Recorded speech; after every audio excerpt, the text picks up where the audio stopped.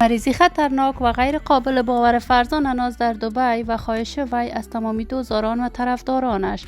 فرزان اناس چرا عملیات شده است؟ دلیل دوری وی از هنر موسیقی چی بوده است؟ افشای حقایق و رازهای پشت پرده زندگی فرزان اناس در دبی. طلاق فرزان اناس از دوست پسر ایندیش. من در این ویدیو پیرامون حقایق همین ماجرا خواهم پرداخت، پس در ادامه با کانال دنیا اینفو باشید.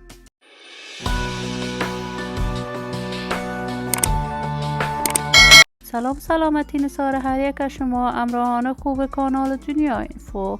من مروارید عزیزی هستم. برای حمایت از من علامت سابسکرایب را فشار دهید تا بیننده ویدیوهای جذاب و دیدنی کانال دنیا اینفو باشید.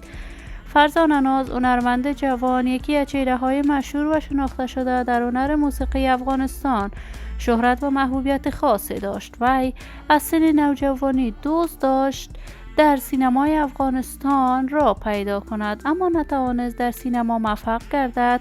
فرزان اناس هنرمند شد، سفری به پاکستان داشت و آهنگ‌های نزد استادان پاکستانی ثبت کرد. و یک بارگی هنر موسیقی فرزان اناس در میان مردم افغانستان شهرت و محبوبیت خاصی کسب کرد. این دختر خانم جوان با استعداد خارق‌العاده‌ای که داشت دل میلیون‌ها افغان را از آن خود کرد.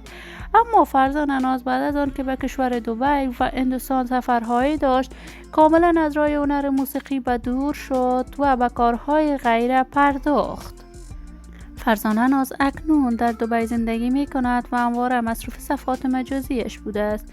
وی چند قبل اعلان کرد که از دوست پسرش جدا شده است و به همین دلیل با فشارات عظیم روحی و روانی دست و پنجه نرم می کند. و اکنون در بزرگترین شفاخانه در دبی عملیات شده است و وضعیت صحی بدی دارد. از تمامی دوزاران و طرفدارانش طلب دعا و نیایش کرده است. ما هم آرزوی شفایاب شدن هرچی عاجل برای این دختر خانم جوان از بارگاه عزت العزال تمنا داریم. در انتظار نشر تازه ترین برنامه‌های هنری از فرزان اناس خواهیم بود.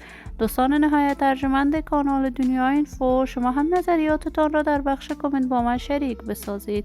این ویدیو را با علاقه‌مندان و دوستداران فرزان اناس به اشتراک بگذارید. اگر تا هنوز دوست کانال دنیا اینفو نشدید، پس برای حمایت هرچه بیشتر از کانال دنیا اینفو علامت سابسکرایب را فشار دهید تا ویدیوهای دیگر کانال من را از دست ندهید. تا درودی دیگر، شما خوبان را به الله منان سپرده. موفق کامیاب باشید.